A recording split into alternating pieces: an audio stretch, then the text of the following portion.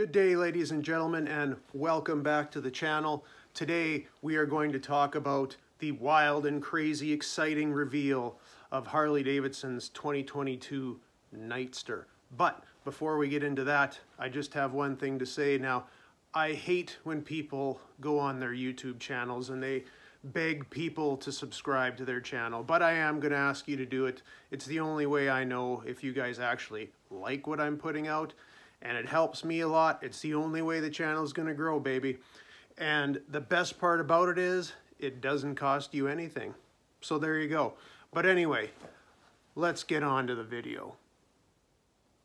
So if any of you watched the reveal today of the 2022 Nightster, it was close to half an hour long, and Harley did a little bit something different than they usually do, and that is they spent about somewhere between 5 to 10 minutes actually talking about the bike and the design and things like that, and about 20 minutes of custom builders from around the world basically ripping it apart, repainting it, chopping it, everything like that, which I found a little bit odd for Harley to do, to show here's our awesome stock bike right here, and now we're going to show some people just tearing it apart and making it into something a little bit different. But whatever, that's, you know, that's Harley's prerogative, just something a little different I didn't expect them to do.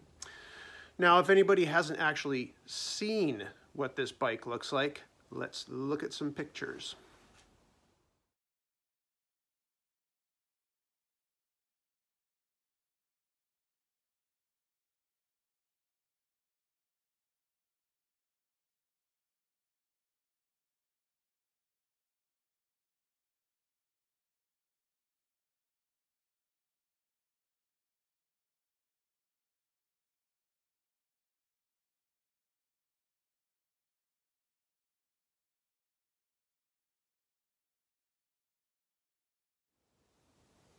Now, as you can see from those pictures, the new Nightster comes in 3 different colors. We have, of course, the vivid black, we have the gunship gray, and we have a red line red.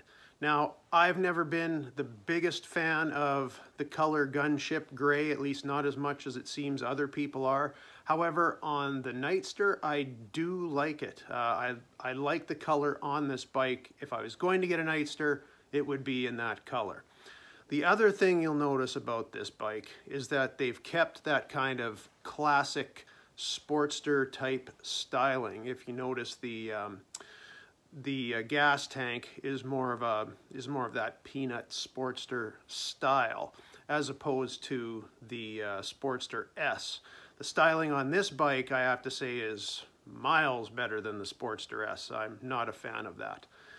Now, the other thing about the gas tank, it is actually not a gas tank at all. It's basically an air box. The gas tank is actually under the seat on this model.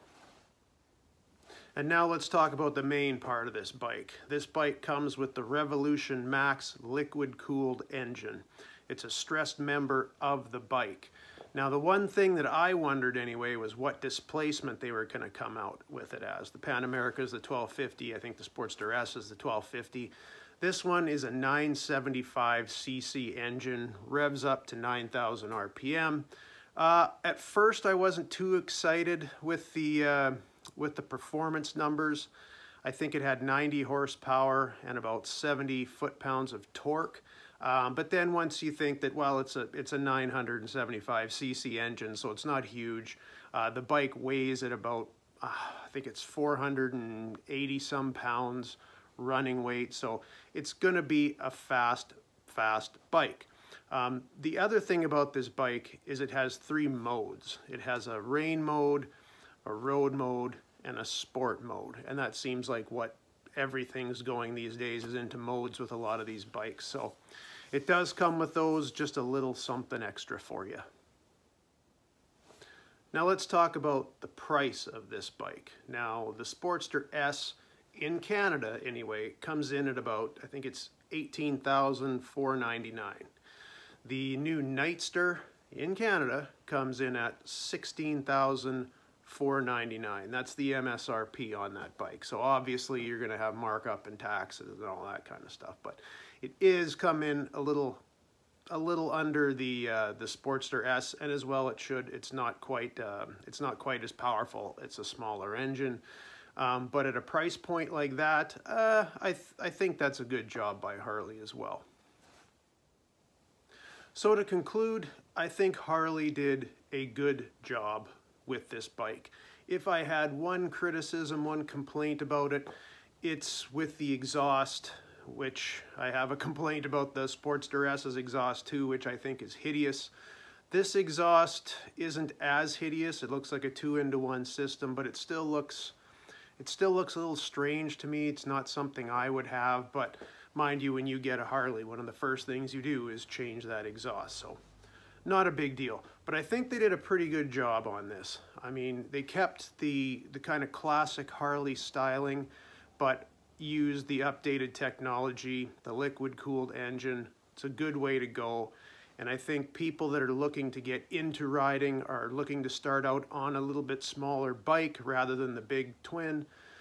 I mean, that's a good way to go. And I think that engine, that Revolution Max engine is going to be the way of the future. I'm sure at some point we are going to see a fabulous fat boy with a Revolution Max engine somewhere down the road. But all in all, I think Harley did a good job on this. I like it a hell of a lot better than I did the Sportster S, and we'll see where it goes from there.